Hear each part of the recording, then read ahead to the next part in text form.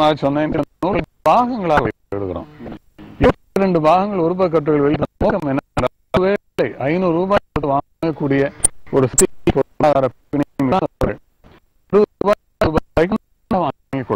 அவர்களுக்கு இருந்தமான வாய்ப்புகளையும் நம்ம அளிக்கின்றோம். உங்களோட 32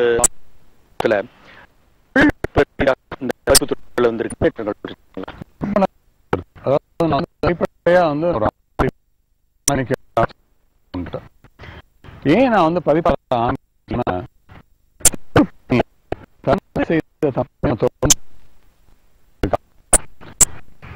ஒரு பெரிய இடத்தையோ ஆடிட்டர்கள் இருக்கலாம். ஆனா கூட நான் ஒரு விஷயம். இன்னொன்னு கருத்துக்களை அந்த வந்து ஆரம்ப நிலை வந்து 16 பக்கங்கள் அச்சிட்டு வந்து இது வந்து எனப்படுகின்ற ப்ரூஃபை பிறகுதான் அதை அச்சிட்டு கலைச்சிட்டு திரும்ப அவ்வளவு ஆரம்ப நிலை. நான் சொல்ல 1977. அதன் பிறகு மெல்ல மெல்ல மெல்ல முன்னேற்றம் வந்தது. இப்போது புத்தகத்தை தயாரிக்க வேண்டும் என்றால் ஒரு 6 மணி நேரம் 8 மணி நேரம் போதுமானது.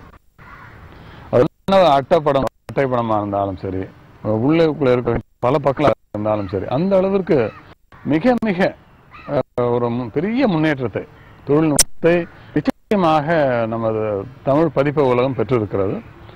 நீங்களே ஒரு அடிப்படையில் பதிப்பாளர் என்ற வகையில் நான் உங்களுக்காக நான் சொல்லவில்லை, நமது நேயர்களுக்காக நான் சொல்ல விரும்புகிறேன். மிகப்பெரிய ஒரு உயரங்களை, மிக அழகான புத்தகங்களை, முன்பெல்லாம் வந்து பிளாக் என்று சொல்லப்படுகின்ற அந்த ஒரு 3 வண்ணங்களிலே வழி இல்லாத காலமெல்லாம் போய் பல காலங்களை வாங்குவதற்கு ஒரு கவர்ச்சியான அட்டைப்படங்களும் அதனை வடிவமைப்புகளையும் செய்யக்கூடிய அளவிற்கு மிகுந்த ஒரு தொழில்நுட்ப முன்னேற்றம், நிச்சயமாக பெரிய மாற்றத்தை நாம் அடைந்திருக்கிறோம். இப்போ இந்த துறை நீங்களே சொன்னீங்க, பல அயல் நாடுகள் சென்று இந்த புத்தக காட்சி நடத்திட்டு வரீங்க. வந்து அதை எப்படி வடிவமைக்கிறீங்க? எந்த நாட்டுக்கு போறதுன்னு எப்படி வடிவமைக்கிறீங்க? அந்த பயணம் பற்றி முதல் சொல்லுங்க. சில நேரங்களில் அதுக்கு வந்து முக்கிய காரணங்களோட இருக்கும். உதாரணமாக இந்த வர்ற மார்ச் மாதம் 21ஆம் தேதி கனடாவில் உதயன் அப்படிங்கிற வார பத்திரிகையை சேர்ந்த அவங்க லோகேந்திரலிங்கம் ஐயா அவர்களோட ஏற்பாட்டில் 2 சர்வதேச விருது கொடுக்குறாங்க. முதலாமவர் நீங்க உங்களுக்கு மிக மிக வேண்டியவர் திரு அப்துல் ஹமீத் அவர்கள். நீங்களும் அவரும் வந்து நகமும் சதையும் போல இருப்பவர்கள். அதனால அவருக்கு வந்து இலங்கை சார்பிலே சர்வதேச செய்கின்ற இந்த தமிழ் பணி, இந்த இசை பணி, இதுக்காக பாராட்டி அவருக்கு வந்து அந்த சர்வதேச விருது அந்த பெயர் அவருக்கு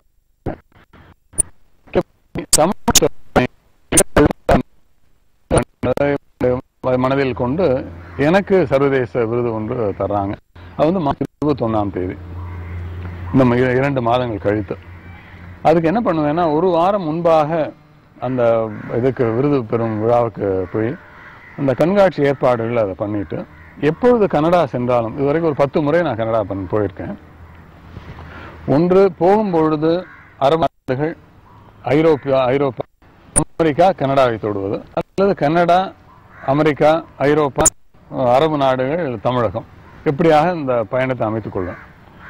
அந்த தேதிகளை அமைத்துக் கொண்டு அங்க இருக்கக்கூடிய தமிழ் அமைப்புகள், தமிழ் சங்கங்கள், எங்களுடைய நண்பர்கள், எழுத்தாளர்கள் எல்லாருக்கும் அந்தந்த தேதிகளை சொல்லிடுவேன்.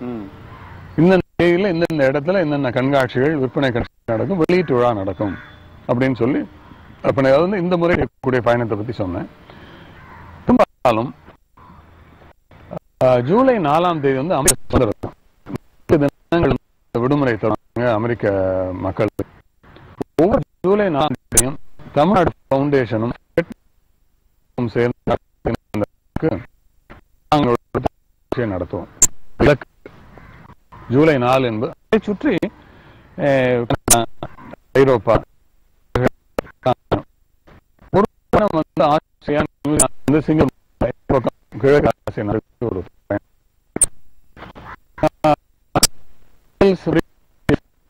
இந்த மாதிரியான பிரிவுகளுக்கு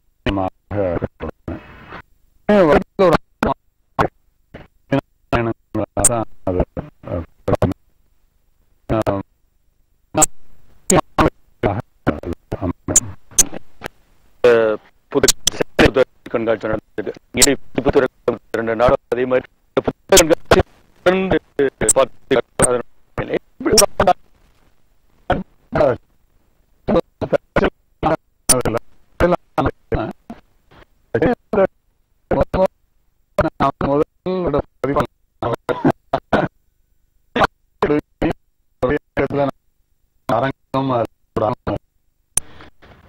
முதல்ல வந்து மாடியில முதல் சென்னை புத்தக கண்காட்சியில சிபாரிசு பண்ணி அவங்கள ரொம்ப ரொம்ப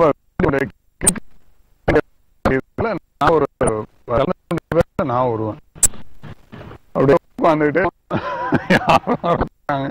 அதுக்கு வேண்டிய ஒரு பெரிய விளம்பரங்கள் அதெல்லாம் குறைய சொல்லல, ஆரம்ப நிலை அதுதான் வந்து இதா இருந்தது. அப்படி இருந்த இந்த ஒரு கண்காட்சி இந்த ஆண்டு 606 அரங்குகள்.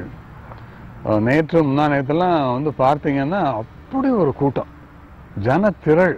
இந்த அளவுக்கு வந்து இவ்வளவு கூடி வருவாங்களா அப்படிங்கிற அளவுக்கு வந்து அவங்க வந்து சேர்றாங்க.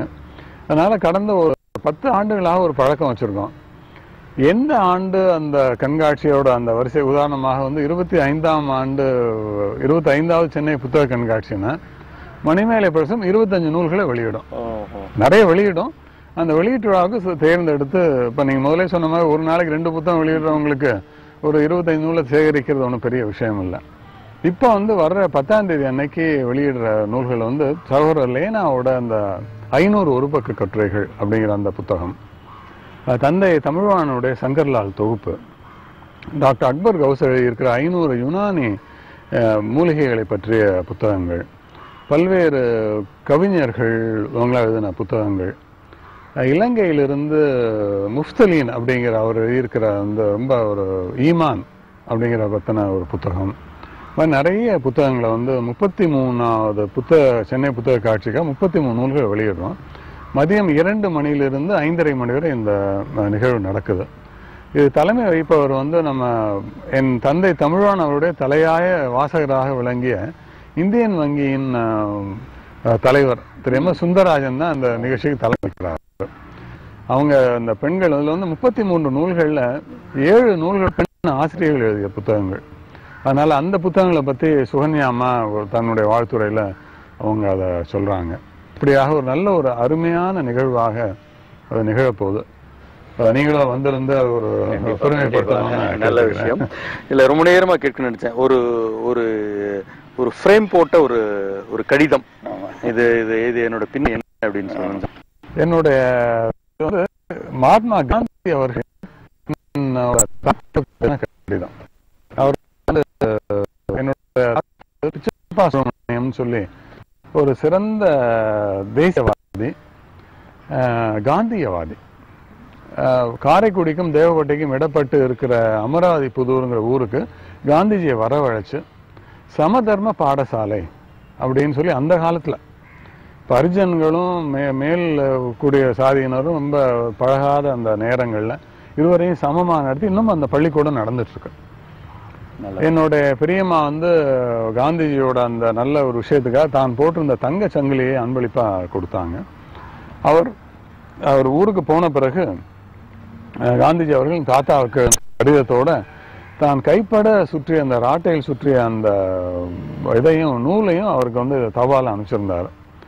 இந்த கடிதத்துக்குள்ள மதிப்பு வந்து எனக்கு வெளி உலகமாக எனக்கு நல்லா தெரியும்.